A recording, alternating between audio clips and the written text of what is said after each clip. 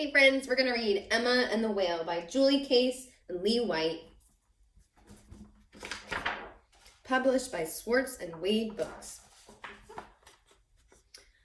The old house where Emma lived had crooked walls and slanting floors, but Emma didn't mind. It was close to the ocean, and that was her favorite place. After school, Emma always took her dog Nemo to play at the beach. They combed the shore for shells and stones and sea glass. At low tide, that's when they found the best treasures.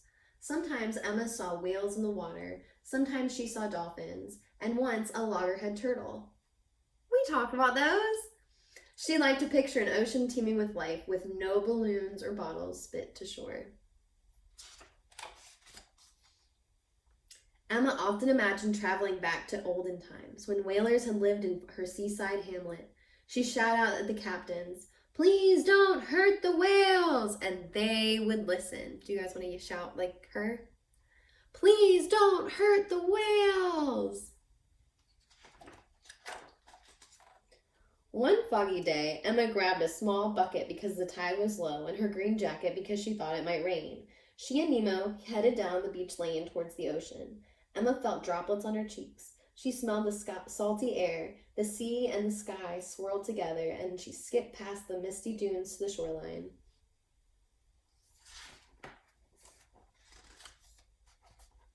Emma and Nemo frolicked in the surf. They followed the tide line. They sank their toes in the sand.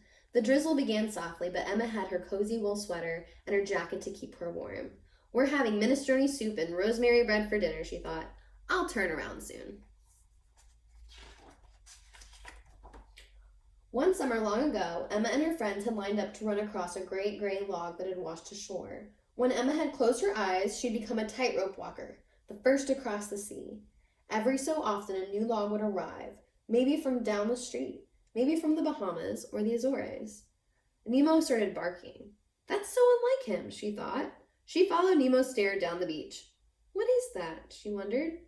"I think it's a drift log." Then she realized, it's not just a log, it's a whale.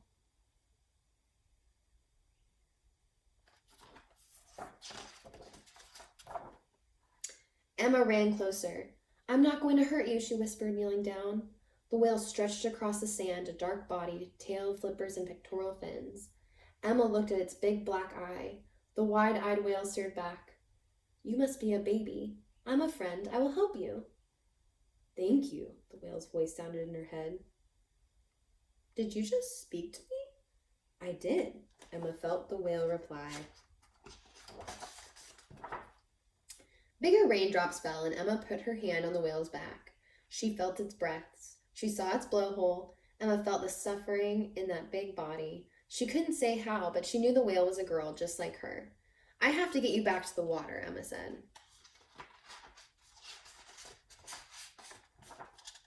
Emma and the whale watched as waves arrived on shore, uncurled and swept back to sea. "The ocean never stops," Emma marveled.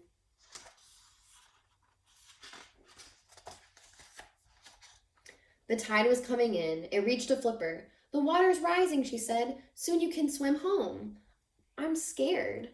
"Don't be," Emma replied. "Think of your pod and your family. Picture yourself swimming free." She touched the little whale. "It's time." The whale was even heavier than she looked. Emma pushed hard and tumbled onto her. "I'm sorry." Emma's eyes welled with tears. She took a deep breath and tried again. "I can do this." As waves unrolled, Emma pushed and pushed and pushed. The whale began to wiggle and wriggle, and the surf swirled around them. The water got deeper, and the ocean did the work. A few more pushes, and the whale slipped past Emma and ducked under a wave. She was beyond the break, over the sandbar, and out to sea. Emma saw the whale look back. A bit beyond, another whale hovered. That must be her mother. Emma stood stunned, breathless and sopping wet. She watched the whales swim off together. "Goodbye," she called.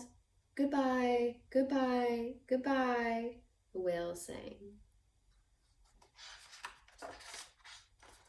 The whales disappeared into the fog. Emma remained in the shallowest water. Nemo lingered on the sand. Nemo! Emma shouted and ran to her dog. She hugged him tightly, and they started for home. That night, sleep came easily, and Emma dreamed of the whale. Her legs wrapped around the whale's big back. They sailed through turquoise waters beside pink sand beaches. Emma gripped the whale's back with her knees. Her hair was loose, her arms reached out, and she was laughing.